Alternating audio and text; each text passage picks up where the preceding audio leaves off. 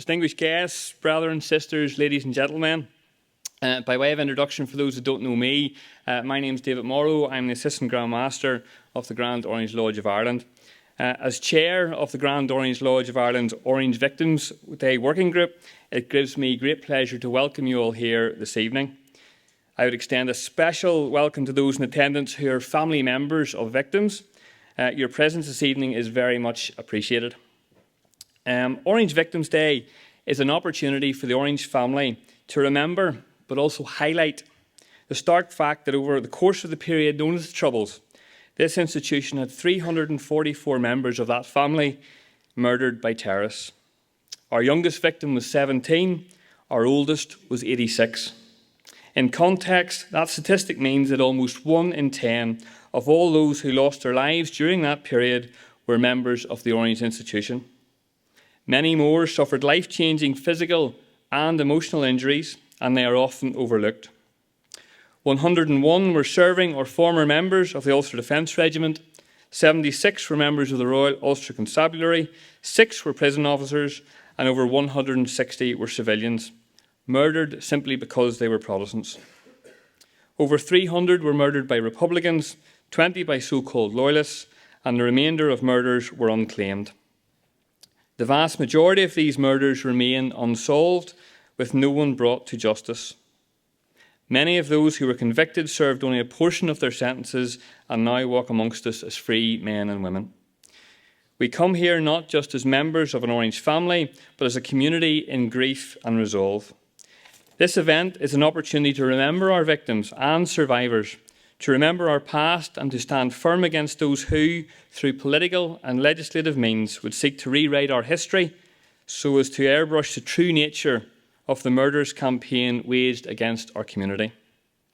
Our guest speaker this evening is someone who has experienced the true nature of that campaign. Dr. William Matchett served for 30 years in the Royal Ulster Constabulary, George Cross, and latterly with the Police Service in Northern Ireland as a Detective Inspector in Special Branch. His knowledge of the terrorist campaign saw him publish a highly acclaimed book, Secret Victory, the Intelligence War That Beat the IRA. He has also worked as a counter-terrorism and counterinsurgency advisor, training police personnel in Iraq and Afghanistan. Dr. Matchett is also an outspoken critic of those who seek to rewrite the past, those wishing to sanitise terrorism, and those who claim there was no alternative. William, you're most welcome this evening, and we look forward to hearing what you have to say shortly. Before I ask William to come forward to deliver his lecture, a shameless plug, ladies and gentlemen. The Orange Victims Day Working Group that I chair has, some of you will see out there, a tie produced and on sale out with Colleen out in the front. The cost of the tie is £15, and the profits from that tie go towards the ongoing work of that working group, and I would encourage as many as possible to purchase a tie on their way out if you haven't done so. Without any further ado, if I could ask William now to come forward. Thank you.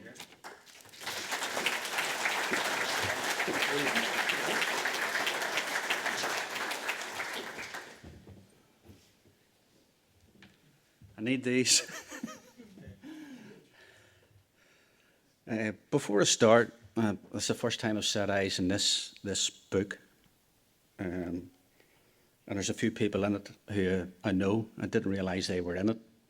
And I just finished a piece of work. It was meant to be one book, but it took a life of its own, and I think there's about 3 books in it. Hence why I'm here tonight. There's a bit of a leftover, but there's folk in here who their story, I was telling their story in this book, you know, from a different angle. One of them sticks out, and it sort of really resonates, because the older I get, it's like the worse I'm getting with names. And I can see why my dad, when he was roughly my age, a bit older, was always talking to people, what about you, big lad? Because you can't remember the name, you just can't get it. And it's Franklin Cadeau, just a memorable name. And he was murdered, like, up in Cloy direction on the border. But why it sticks out, and Lost Lives, which is a great sort of chronicle of everybody who died, was a good friend of mine. I grew up in Portadown, and in a mixed housing estate although quite quickly it didn't become mixed any longer when what they called the Troubles kicked off. And there was a family there, Desi joined the police, and he, the brother joined the police, and he, the brother was in the health service. His brother in the health service was murdered by a loyalist psychopath, essentially, on the Falls Road. First Catholic that he's seen, and shot him dead. Was a guy called, what was his name? Pigface Curry. And he went on to admit to all these atrocities, and he admitted to this particular murder. And his other brother was a police sergeant, Hugh, was killed in front of his wife and his young kids when he was going to Mass. Now, in Lost Lives, they don't make the connection because they spell McCormack wrong. But when I read Lost Lives, it's Franklin Cadeau, who lived in Upnacloy, was a revenge killing for John McCormack in Belfast.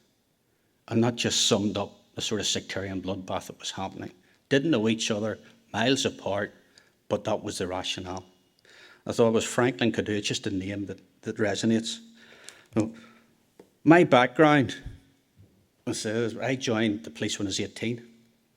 And I wish back then somebody had been maybe presenting a lecture, something like this, to go, this is what you're about to encounter. But it was, I suppose, it was just different time, a different era.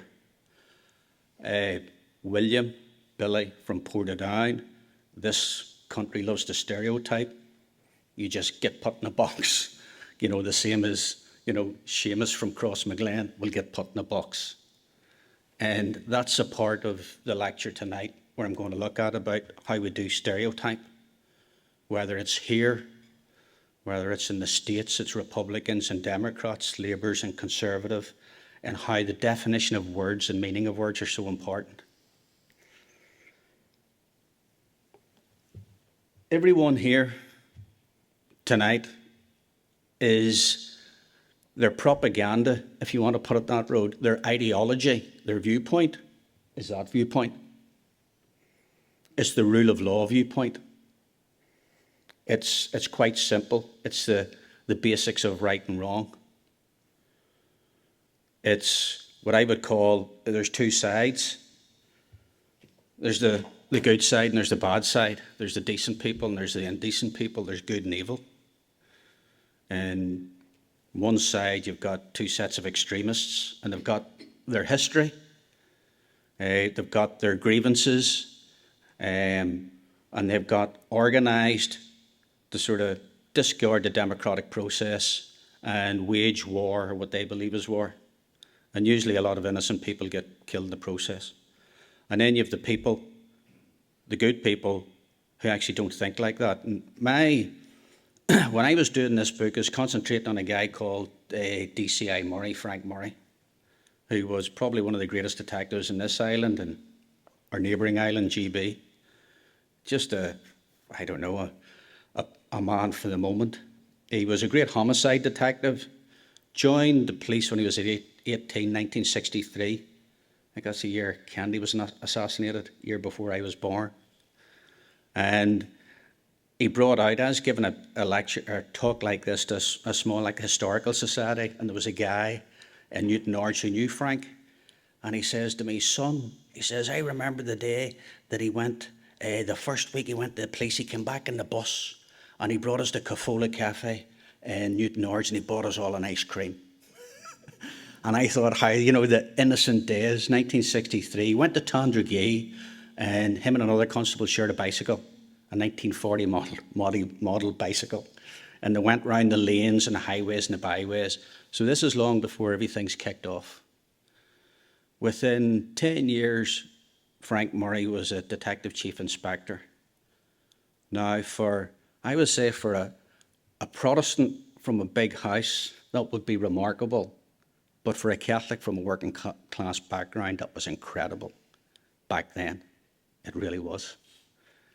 Guy was just a force of nature.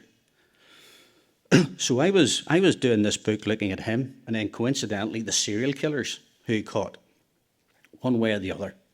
A lot of them he didn't catch. A lot of them, the people he was after, he never got to put them behind bars. just a sad reality of the time.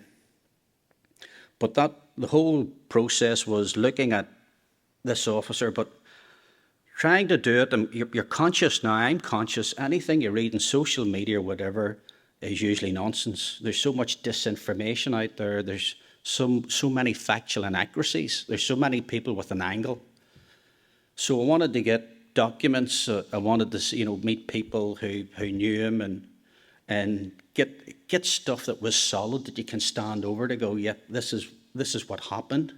This is what this event looked like, which took time. And a lot of what I found is when you actually read some of the literature there's out there, it's wrong. I just mean plain factually wrong. It's not one bit accurate. I give one example. There was I read a great article in the Los Angeles Times, and it was to do with a murder in Moy. And it was an awful murder. And there was a piece in it, and it came about the whole myth grew up that there was a team. It was like a gunman with no mask went into a pub and shot a guy. And it was a Catholic pub. It was a Protestant. He was a former member of the UDR. And the whole thing, the article was everybody knew who did it, but nobody wanted to say anything. I turned around going, wow, that's everybody in the village knows who it is, but nobody wants to say anything. But actually when I dug down, it wasn't like that. It was two men in balaclavas. And that was from the investigating officer. He goes, no, hold on, and the guns, and they're going, who was it going? It was actually Provisional IRA, it wasn't the INLA. It was INLA guns, but it was a Provisional IRA. They claimed it. And but if you read about it, you get the total wrong story, because once usually there's an account printed, everybody copies it. So you can actually see that first slide. I don't know if you ever remember, and you remember, we lived about South Derry, the poster, the wanted urgently poster. And that came in the back of a murder on Good Friday, 8th of April, 1977. And it was basically three. But there's one thing that struck me about the poster. It's wanted for crimes, including murder. It wasn't wanted for terrorism. And it wasn't imprecise, it's very precise. So I was looking at it. I'd never seen the poster until I started to research and thought that must have been the first one was done. There wasn't, it was an earlier one. And I think there's an extradition case on at the moment with 3 guys in Dungiven. One was had broke out of the maze, and it was actually a year before. It was I think the murder of Constable McPherson. And they actually put it out. It was the same thing, wanted for, but they listed the crimes, the specific crimes. And the killer trio, there was a huge manhunt. And when I typed manhunt in, when I was reflecting the language of the day, it kept recorrecting it. I wasn't allowed to type in manhunt. It became person hunt and stuff. But they were hunting these 3 guys, 3 fugitives. 2 lads who were shot dead. But funny, the account of that, again, is totally factually inaccurate. But that's the myth that sort of just built up around it. It's a good example because, again, it's about evidence. I was fortunate enough to get sort of some of the details. So you get some of the details about the weapons, about the evidence, about everything that was found. The empty shell cases. So there's 2 guns are fired, 1's recovered, 2 rifles. The killers escape. There's another car, a police car, 40 minutes later, challenges them. They fire at it. They escape again. And then there's a huge net builds in. But there's a thing, if anybody was in the police, called typical Robert. I don't know if anybody remembers that, but it's essentially, there's a lot of lazy cops, there's a lot of incompetent cops, there's a lot of work-shy cops. That's just the way every big law enforcement organisation is. And a lot of the time when it comes to things like that, there always was somebody going, there must be a way. They've went long ago. Bottom line is they should have been caught, but they weren't, they escaped. And went on to sort of kill again. And a guy, I thought I had the book finished. And there's a gentleman, probably as most of you would know or have heard of, Alan Meban, who's very, very poorly at the moment, very poorly. And Alan basically sent me back 18 months. And he started to relate some of the things he was involved in. You went, wow. And there was one story he wanted to tell me, one story, and I knew it. And he was involved in the arrest of Francis Hughes, but more than that, as he said, he was on the evidence trail. So he had to find the evidence. So the evidence was a balaclava, hair fibre. There was blood evidence to find the weapon used, an M14 Garand Fire 7.62. They fired a nickel-plated Smith & Wesson revolver. And that linked Hughes to the crime, which was the murder of David Jones, a lance corporal, and attempted murder of another guy, sort of codename Blue, as he was given in court. And it's actually going through that whole sequence. But the point I'm trying to make is, without D.C. McQuillan collecting the evidence, nobody went to prison, because he has to present that to a court. And then you're going to have your defence are going to attack the evidence or whatever, because that's the way the law operates. And it has to be prosecuted. So you just can't go in with a story to go, I think, or I believe, or it looks like. You know, it's a high evidential benchmark beyond reasonable doubt where you have to prove guilt. And that's what everybody here subscribes to, the rule of law.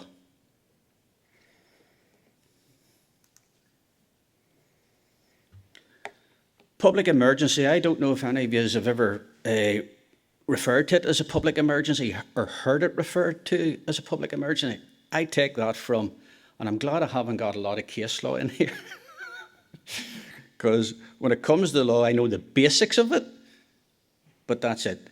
Case law tends to, when it comes to the judgments, I have to ask somebody, what does that mean, especially in civil law? Public emergency from Ireland v. the UK in 1978, a public emergency threatening the life of a nation. 23rd of December, so if you were going to do a job of work, or you're going to do if you're going to have an inquiry, if you're going to have some investigation or whatever, there has to be a start point and an end point. So if you take it, when Strasbourg were sitting, they looked at what started the emergency, and they put it down as the aggressor was the Provisional IRA. And it formed on the 23rd of December 1969.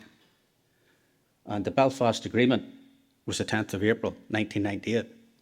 So if you do the maths and you look at lost lives, I think it's victim number 60 or whatever, 22 maybe. And then you go to the victim closest 10th of April, not forget who that is, 7th, something like that. You get that number, you get that precise number. And that helps, because when it comes to propaganda, propaganda doesn't like details. What people will say about the Troubles, when the Troubles start, 1966, UVF murders Gusty Spence. UVF murders, the Bogside riots, Free Derry Corner, etc. There's a build-up.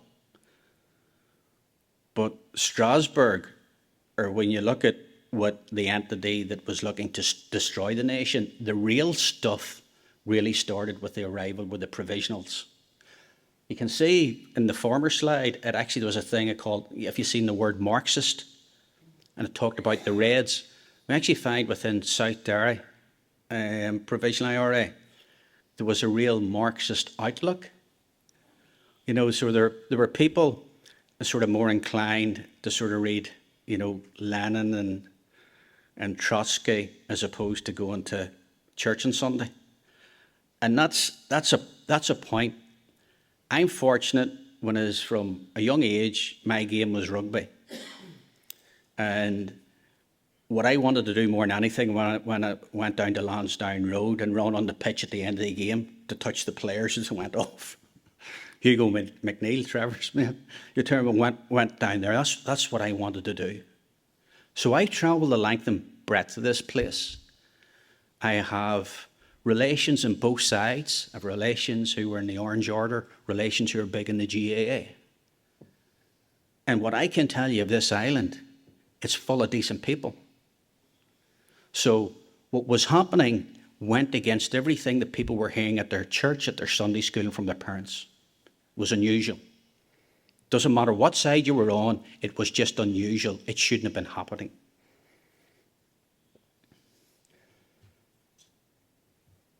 You can see it's, if you look at Wikipedia page, it's not going to give you anything like this. Ethno-nationalist. Ethno-nationalist, that's from Forrest, the terrorism lectures. After 9/11, huge interest in the phenomenon known as terrorism. Top-tier terrorism is a thing called insurgency. And I thought it was a new word, as in, oh, it's Al-Qaeda. Everybody was glued to the TV after 9/11, the war in Iraq, and suicide bombs, martyrdom attacks. You ever go to in Washington, and the Lincoln Memorial? And in the Lincoln Memorial, it mentions insurgency, and it talks about the Confederates and Confederates. So none of this is really new. It's like revolution, insurrectionists, guerrillas. But it's a hybrid form of war, because what it has is it's got a military violence side and it's got a political side. And under that political side, you have publicity, usually in propaganda. That's what essentially sets the provisional movement apart from anything the loyalist side, because the loyalists, where it comes to that, were sort of politically naive. There was no political end goal. It was usually just John McCormack, let's kill the first Catholic. It was very reactionary. It was deeply sectarian. When Strasbourg in 78 were talking about it, they talked about Protestant and Catholic being in these terrorist organisations, whereas now we're more polite about it, but they were sort of more candid in the description of it.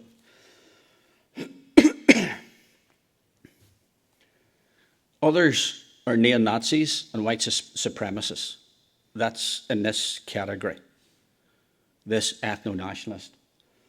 I looked up the word ethno, and ethno basically means group, people, an inclination to make another group second-class citizens. So there's like a superiority about ethno-nationalist movements. And by and large, they always come with their propaganda. Very few people, when it comes to the Ireland v UK case, the amount of data in it when it comes to crime statistics is incredible. I think it was 1972, 2,800 shootings, 200 bombings, the vast majority by the Provisional IRA. There was another aspect too, if you look at that case, there was another aspect to it. It was torture. It's known for Ireland bringing the UK because the hooded men, which was a sad indictment in policing here and the military. And it should never have happened, and it was wrong. And the UK basically have said that, yes, this was terrible. The other aspect of the case was discrimination, that the UK discriminated because everyone arrested was a Catholic, so therefore it was discrimination, unlawful on religious grounds. But the court found against them to go, it wasn't. And the argument was because predominantly, nearly all the murders are being perpetrated by one side. But that aspect has been sort of lost. Nobody sort of brings that aspect out.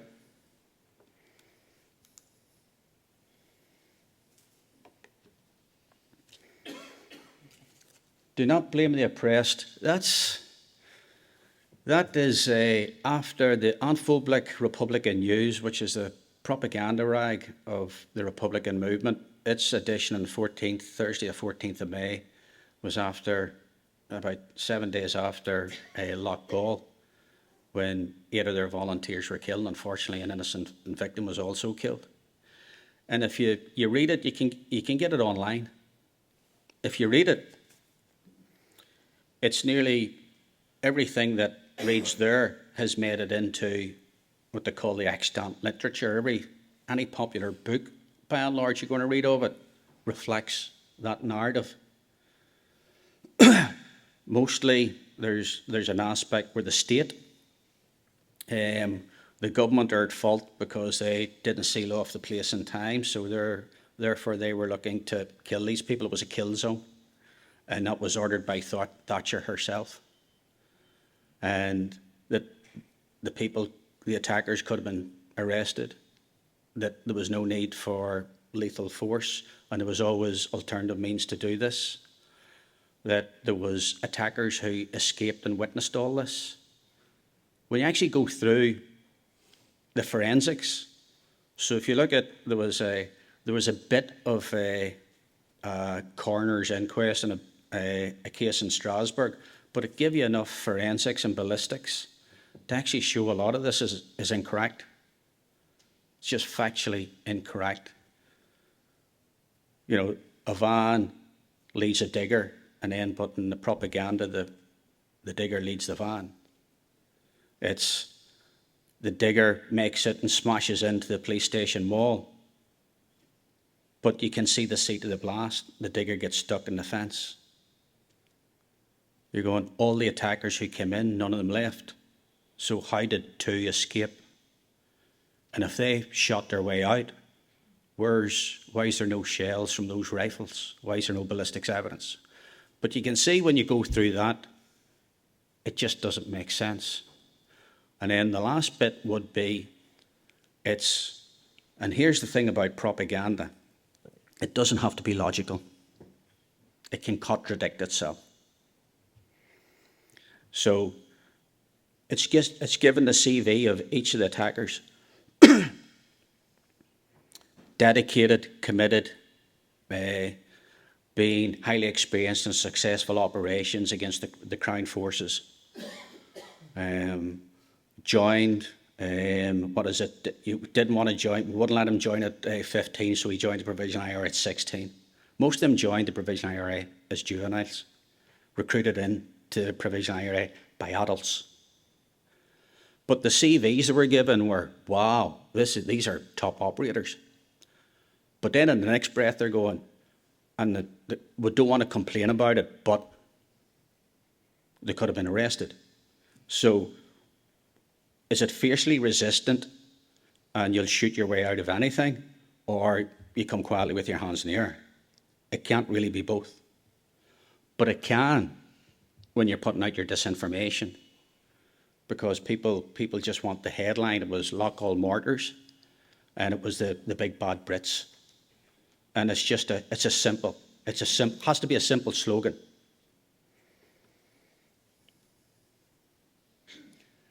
Kevin McKenna, you could safely describe Kevin McKenna as Ireland's version of Slobodan Milosevic. The East Tyrone Monaghan Provisional IRA you'd call it a murder quadrangle of approximately 4,100 square kilometres. And it went from up to Macrafelt. Another man in here, Harry Henry, went all the way to Balleek, Ballinamallard, right across to sort of just Tynan and up to the Birches. It was a big area. And people were confused because you're going, why would Tyrone and Monaghan men be murdering away up here? But you follow the weapons, that's what was happening. And then they talk about a brigade. A brigade in NATO's 5,000 soldiers. South Derry Brigade was around 20. And South Derry Brigade would carry out a hit and they'd claim it was South Derry Brigade. I think the murder of Hester McMullen, police officer's mother, 77 years old. It was claimed by, I think, Mid-Antrim Provisional IRA Brigade. And there was another hit around Coke, and it was claimed by Mid-Ulster Provisional IRA Brigade. That's 3 brigades, that's 15,000 soldiers. So if you're a remote audience, if you're sitting in Boston, and you're sort of, you have a few cousins back in the Isle Sod here, you're thinking, wow, that's a hell of an army we have. We have brigades everywhere. You're going, it's a gang. And it was great. There was a judge, an extradition judge in the McGlinchey case, pointed out, that's a gang. He was part of a gang. It's the only place I've seen a sort of that being referred to in the provisionals. Usually you get it for loyalists because the violence smacks more of criminality. But you can see nothing in a movement when you come to, and they're categorised insurgency, whether it's Hezbollah, Hamas, the Taliban, Provisional IRA, nothing happens spontaneously. Everything's well planned, and they're directed from the top. They're tyrannies, they're dictatorships, they don't have committees. So you can see it's the graveside oration setting up there was no alternative. And no alternative, essentially, is what they're saying in 1987. So what you're looking at is an organisation that embraces murder, serialised murder, and it calls it another name. It dresses it up in political clothes, and it calls it a legitimate target. And the first legitimate targets were police officers because of the rule of law. And the second were soldiers because they were supporting the rule of the law, the civil police organisation. And then they went after judges. And then they went after prison officers. Then they went after the caretaker of a police station, the builders of a police station, the son of a UDR sergeant because he's a Catholic. And then they went after anyone who they said was part of the Crown forces or the instruments of British oppression. And that was their ideology. So what you have to realise, when I told you about travel the length and breadth of this island, provisional republicanism is not real republicanism. Irish republicanism is a pluralist affair. This is the provisional republicanism is the Nazi republicanism. It's the republicanism of Sean Russell. It's that really poisonous, toxic entity that everybody wants to go away, but it hasn't went away. But do not confuse it with real Irish republicanism, because that's what it wants you to do. Because republicanism is nothing like that.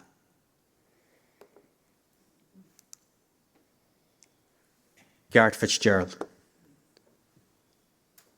Now, Gareth had his hands full because you can see when you're talking of, you see that ethno-nationalist, when you're talking about what does ethno-nationalist mean, you're trying to define the threat that you're up against. You can see that Fitzgerald's pulling his hair out. He's trying to get support from the respectable quarters to basically call it out. Do not equivocate. If there's a murder, just focus on that murder and turn around and go, that was wrong, it was horrible, it should never have happened. If anybody's information to the police, please provide it to the police. And Fitzgerald, you can see Fitzgerald, that was around the time of the sort of Anglo-Irish agreement. And probably just a wee vignette there, that was the first time I realised that perception is more important than reality. That was the first time I was put out of my home by Mid-Ulster UVF, because Matchett was beating prods in Woodhouse Street, whereas Matchett was in According Point and Cullyhanna, where there'd been a robbery, had been staged, and they'd put in a huge IED, and we were lucky because some car in the field went through the command wire, and that was it. I arrived back to the station, was in Crossmaglen to go to, and it was a senior officer said, you can't go home. And that's what I say about it's rumours, it's perception. You go, it doesn't matter that it wasn't real. I was getting put out of my house because this is where I was. Why? Because it's like the whispers just started. So when, at times perception is more important than reality, and propaganda is all about perception. And when you shape people's perception, you shape their behaviour. Agitprop. You ever heard of the term agitprop? Agitation propaganda. Everyone sort of thinks about, Goebbels was the founding father. It wasn't Goebbels at all. It was the Soviets, the Bolshevik Revolution. And the Soviets took an instant dislike to the British because they looked at the British sort of supporting the Tsar, the old royal families. And they didn't like this capitalist entity that was the UK. And since then, the Soviets have always had an eye on, we don't like the Brits, and we're not too fussed on Israel. There's always been that animosity right back then. But you can see it's how you stereotype, how you stigmatise. And the main way to do it with organisations, especially despotic regimes, authoritarian regimes, is usually posters, cartoons, songs, ballads. That's the way it starts. It's all based in us or them. It's all based in division. You can see it on the TV every day, different walks of life, us or them. Now we tend to stigmatise. A few people in a community do something wrong. Next thing you know, it's that whole village, that whole area, they're all at it. And that's what effective propaganda does. It's everybody believing that. And then you become fearful because you want to be part of your community.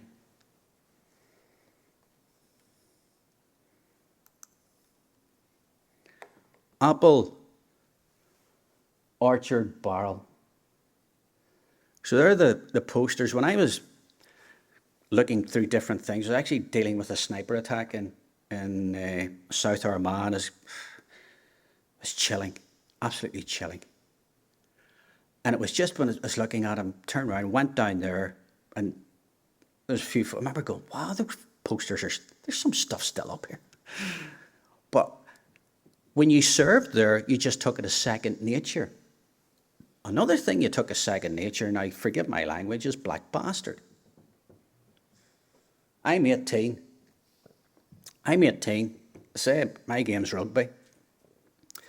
There's out with some soldiers in fields in the middle of nowhere, bounce on the road and a few checkpoints, whatever, and then things start to kick off. We stop, there's like a convoy of cars, whatever, and folk have drink on them. Next thing you get, black bastards, black bastards. I'm with a big guy who's a Fijian. He thinks it's aimed at him. I think it's aimed at him. Because I'm in Newton Hamilton Police Station. And Newton Hamilton, back then, 1982-83, was actually there'd been a lot of bloodletting. And Tullyvallen is just down the road. There's been a lot of bloodletting. But by then you're going, it was actually Sleepy Hollow. It could be something awful. Nothing. And you go, so you didn't expect there, even the odd bad guy you stopped. You never got any of this. You never got that. You go into maybe Armagh City, you start to get it after when the pubs, but you go, what's this? So somebody had to explain it to me. No, that's you. They're throwing that at you. And I go, right, okay. And it then became, when you worked in bigger areas, and then it became different. Everybody was throwing it at you. Loyalists, mobs would throw it at you. Black bastards, black. It was just constant. Anytime there was disorder or there was drink-related disorderly behaviour, and it was one of these things, it just was like, it never took an effect. It got to the stage you didn't even hear it. I've asked, see the amount of police officers, I've asked, what does black mean? They've all got it wrong. So did I. Until I went in a history festival in West Cork, down the Bandon Valley. And they call the Bandon Valley a black valley. And they call some of the cops in the RIC who worked in the Bandon Valley black cops.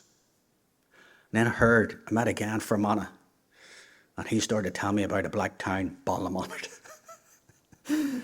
That's where I was told black means Protestant.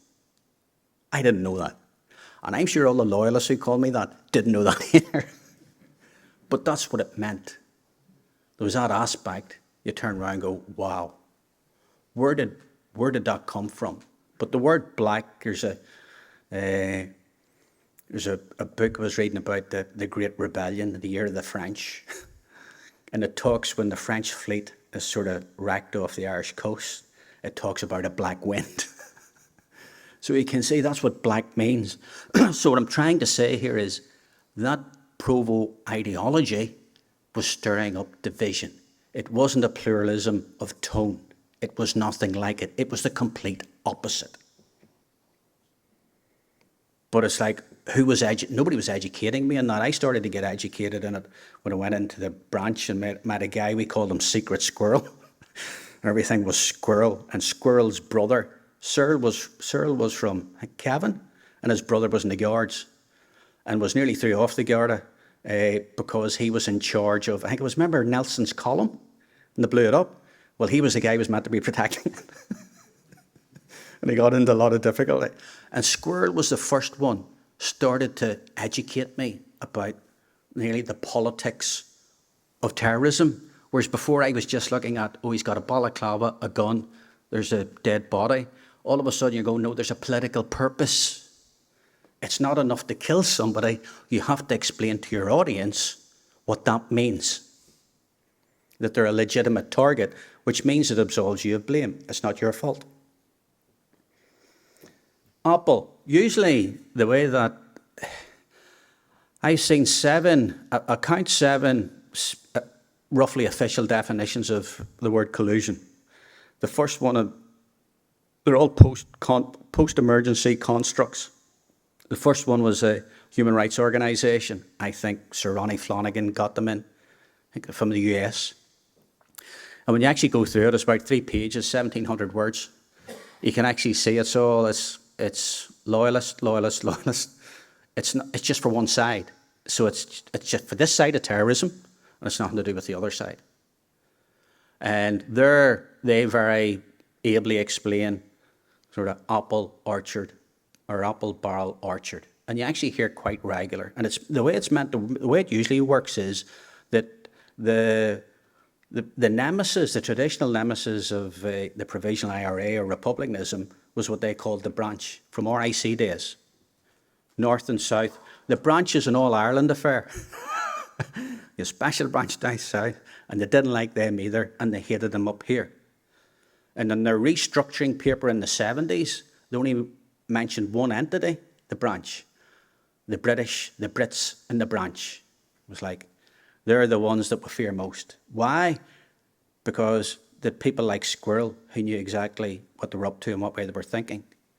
So what happens is you attack the secret intelligence first because you can't fight back. You can't turn around and say, oh, there's been 3 guys caught with guns. Oh, no, that wasn't, what was that? That was an eavesdropping device we had in this house at that time. That's where we had it. So nobody says anything, which means the myths, everything can just start. You can make up whatever you want because you know you're getting a free run on it. So usually it starts with that, and people, especially typical Robert, would go, I knew they were at something. They could have stopped it, or they should have known, or why didn't they catch him? How comes he's doing this so long? Then that builds up. All of a sudden it builds up to, it's CID are at it, and the whole of the uniform are at it, and the soldiers are at it too, and the UDR. It's like all the security forces are at it. And then it builds up to all of unionism is at it. The whole of the Protestant population's at it. And here's the great thing about being a black bastard. The worst kind of Protestant in that ideology is a Catholic. It's the likes of Frank Murray. So it doesn't matter if you're a Muslim, if you're Hindu, or what religion you are. Once they categorise you, that's what you are. That's how we've defined you. You're a legitimate target. You're going to stay a legitimate target. There's something very profound in this audience here. I'm very conscious there's a lot of families of victims. I know quite a few of them, and I find it hard at times to think about it. There's one guy, and I was looking at, and he gave me very kindly, the HET report they did on his dad. And I was looking at it from a different angle than he was. I was looking at the murder it was an execution. So it was basically drag a man out, put him on his knees and execute him. And do it in a way that it says to the family, you're not welcome, get off the land. Simple as that. Tried and tested, it works. Brutal and savage and utterly sectarian. What really got me was the Infoblik Republican News article. And it actually says this man, Mr. Heenan, was a police officer and he'd been out stopping members of the public. Didn't even say harassment, but he was a police officer and he was out and we seen him out stopping members of the public. I went, so he's being shot dead because, number one, is because he's a police officer. That's good enough. He's not harassing anybody. He hasn't hit anybody just because he's a police officer. Now, the thing is, he wasn't a police officer. And the Chief Constable and the Chief Constable's office all came out and said, this man is not a police officer. And they turned round in Infoblik and basically said, no, they're telling lies. Now, here's where I look at it to go, right, okay, let me say that's me, okay? I'm a police officer. I'm shot dead. Turn around and go, sir, my family, sir, my grandfather, my grandmother, and they're sort of thinking, right, okay, oh, the Chief Constable's saying you're not in the police, but he was in the police. Oh, we're going to cover it up. We're going to cover it up because we can't say he's in the police. Why would a Chief Constable say somebody wasn't in the police? He'd only said if they're not in the police. How could you be in the police and the Chief Constable says you're not? You've got neighbours. You went to school with people. You play sport with people. What about the members of the public made complaints against you? It just doesn't add up, but nobody was seeing it that road. It was just a total and utter lie. And anonymous, that's the point. Nobody puts their, everybody's very quick to sort of libel law or whatever you're going, but who puts their name to? My question was, who was editing Infoblik Republican News? I'm going, is it like Samuel? I'm thinking Samuel, but right, these guys, when they commit a murder, they have to get their propaganda, their statement. Who phoned that in? Who gave them this detail? Did the HET team go to the people who write this to go, who told you this? You had to get your information from somewhere. Who told them it? But it was just an example of propaganda, which is pure and unadulterated lies. But you'll actually find a lot of people around that area will believe it. He must have been in the police. They said it, he must have been. He's one of them. So the barrel, there was a commemoration of down your way, Leonard, and I think he was the president of Provisional Sinn Féin, was there, or Sinn Féin as it is now, and he said, it was in Fermanagh, he referred to unionist paramilitaries. That's the first time I seen it. Unionist paramilitaries. I went, wow, loyalist terrorists, yeah. Unionist paramilitaries. That's designed to work up. It goes all the way, if you want to take it, basically to Her Majesty or the King as it is now. But the point being, it's planned. It's not spontaneous. It didn't happen by accident. Killer facts. Law profession. I count 10 incidents, fatal incidents, 13 murders. One of them, the Hanna family, they thought it was a law professional. Only one's been investigated. Arms shipments. That piece of research here, Postgraduate Naval Academy in the US, by a guy Shoots, very extensive, and actually shows you all the arms that came into the country. And it was incredible. Kalashnikovs, RPGs, Semtex, AR-15s, M14s. It's incredible. and it's roughly, you put it in van size, it's 64-1. The one being, I think it was 1988, there was an arms shipment from South Africa of these VZ-58 assault rifles and handguns. Fermanagh, and you're looking at basically 93% of murders were conducted by Republicans, but the only legacy investigations went down there was not one of them. So my question would be, who's selecting the caseload? Out of the law professionals, the only incident that was committed by loyalists was the only one investigated. And it's going to get its third investigation and inquiry. Patrick Finucane.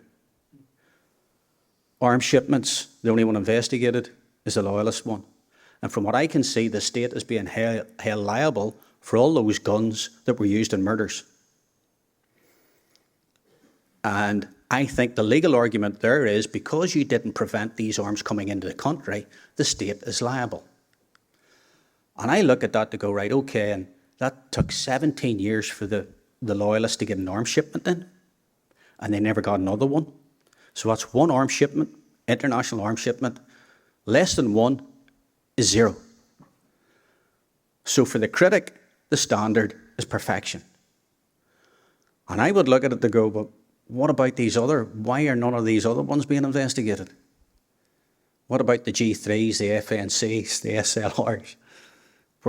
Why is that not being looked at? Who's selecting the caseload and what's picking the caseload?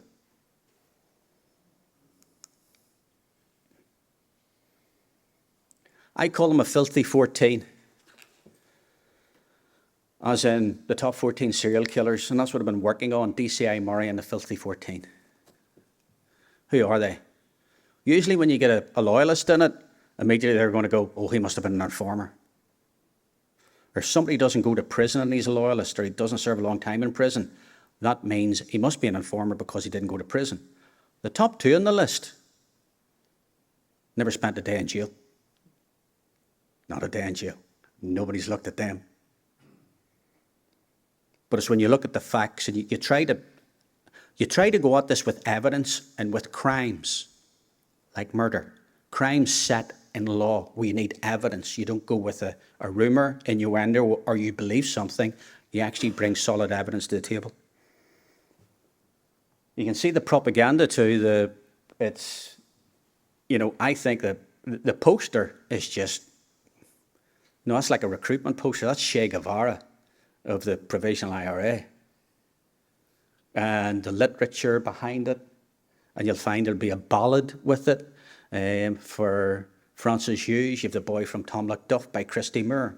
So propaganda comes in all shapes and sizes. The one thing in the Christy Moore ballad, the one thing that he doesn't have is David Jones, the guy that Francis Hughes was convicted of murdering. They're all out of the road. So is this young girl down there, 19. That's the first female law enforcement officer anywhere in the world shot dead by armed criminals. Not a word about her. Not a word. And her father, 18 months before that, was shot dead in almost the same spot. And when they wrote about her, they never mentioned her father. They spelled her name wrong.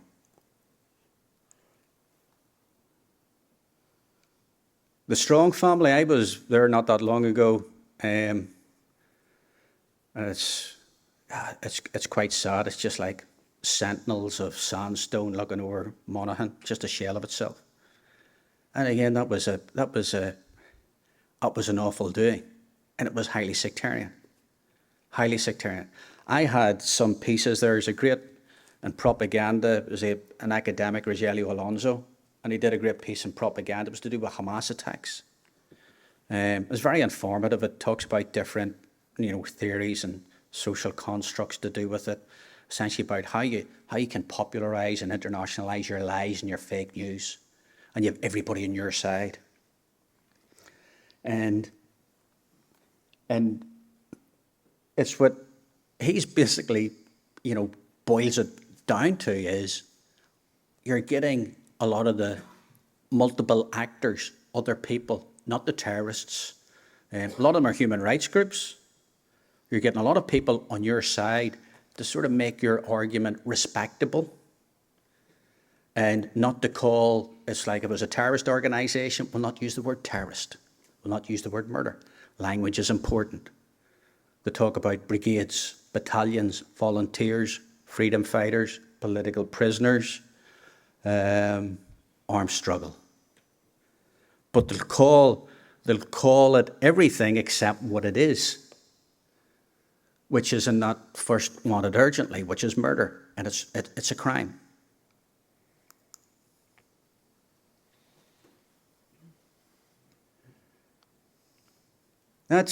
I missed that, and it was only when Eilish O'Hanlon was on about a piece about her sister in Gibraltar. And Brian goes, I remember seeing a phrase, about memory. How do we get our story out?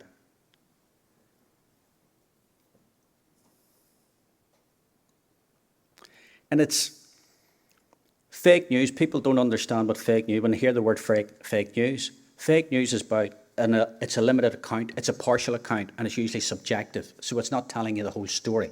Fake news isn't telling you outright lies. So when you combine fake news with lies, you're getting really good propaganda. But there's always a vein of truth. It always has to be attached to something. There'll be a murder, a building blown down, a bomb. So it loosely attaches itself to that, and then it has free license to basically write its fairy tale. And it's pandering to its audience. But you can see it's not new. I'm not sure when that piece was by Brian Feeney. I think it was 1993 or whatever. Brian Feeney described collusion as a smear, gross libel, conspiracy theory crop, and a political mantra of provisional Sinn Féin. And he described negative campaigning, Lyndon Johnson, when he was up against his opponent. And he said to his campaign manager, I want you to spread rumours that he's having sex with animals because this guy owned a big pig farm. And the campaign manager was like, Mr. Johnson, but we can't say that. That's not true. He says, it doesn't matter. I want him explaining it. And the press went mad about, are you having sex with animals? And then all of a sudden, it's going out to the farm late at night becomes something sinister when it's something innocent. And what happened is he tied his opponent up in knots, and he wasn't favourite to win the race, and he won the race. And then the rest is history. But that's how Brian Feeney described collusion in 1993. He name checks 2 senior officers. He gives crime statistics, I think it's in North Belfast, about how many loyalists are being arrested as opposed to Republicans to show that the police are being impartial or as good as they can be. But I don't know if he would have that opinion now after 25 years and counting of legacy. You turn around and go, he actually comes and he says, people who should have more wit should not believe this. And he describes anything I described to you there. What I'm saying to you is the primary smear of this propaganda machine is that word. You can see their political mandate just before the peace agreement and everything kicked in. Shoot to kill, collusion, torture. 93% Protestant, 100% Unionist. That's the mandate. That's what people will vote for. And one of those most wanted who went on to become a politician, when he was being interviewed there not that long ago by Anne Phoblik in Republican News, he was turned around and says, I never seen myself as a criminal or a terrorist. I was a freedom fighter. He says, and the people agree. And most people, or a lot of people who go to the polls from the nationalist side, will vote for that party. So he's correct. Because what they've done, they've doubled down on the big lie that murder's okay, that it's legitimate to murder, that armed struggle was okay.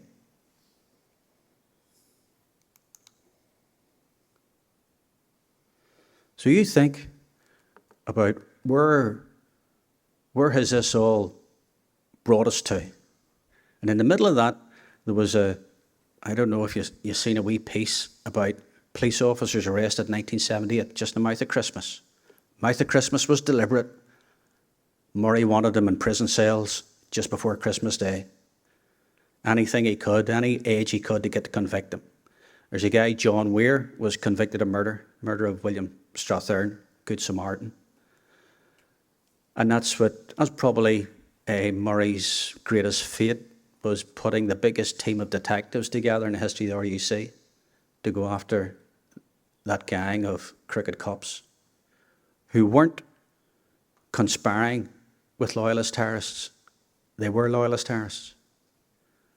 But my point here is, good cops put away bad cops. They don't represent the rank and file of a very fine force that stood the line. When you look at the stats, you're going, like, the ratio's 10 to 1. How many security forces were killed? I can guarantee the British Prime Minister doesn't know the number. And it's easy one to remember, 10-10. See, when you know the date, 23rd of December 69 to 18th of April 98, you know the number, 10-10.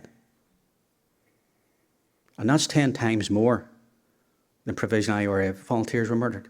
You're going, so it doesn't, the call about this tyranny narrative, or the decolonisation narrative, the sort of empire narrative where this oppressive British state was that awful and it murdered that many people. But when you look at the stats don't add up. When you ask for evidence, there's no evidence of it. So what happens is, we get a word which is potentially coming from an ethno-nationalist entity, hate speech.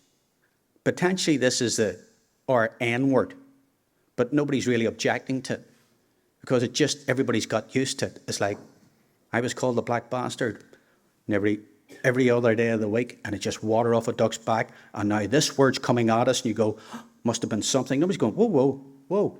Why is that aimed at just one community? How is that ethnic profiling?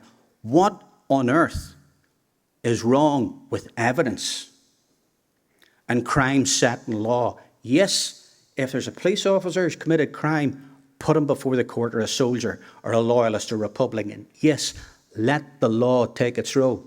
But somewhere, we've let this monster into the game. And that's the result. We have a guy comes back to visit his mother in Donegal, and he was a detective in New Scotland Yard. He looked like a Hollywood film star with a wee pencil moustache, with his wife, shot to dead. And I would say most people in the room here, when they seen his brothers putting the wee stone on the grave in rural Donegal, they thought, dude, that ain't going to end well.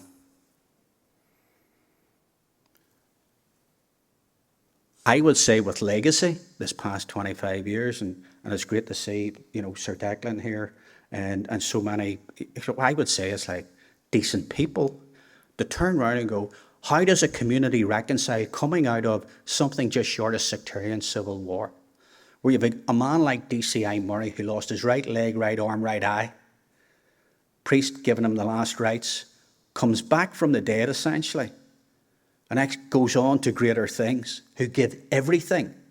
And then you have people saying, do you know what, but he could have done more. Why didn't he catch him? How did he not see this? Like, in a place where essentially was falling apart. And what I would say with legacy, my question is, what have we done? And what is the next step for us? Thank you.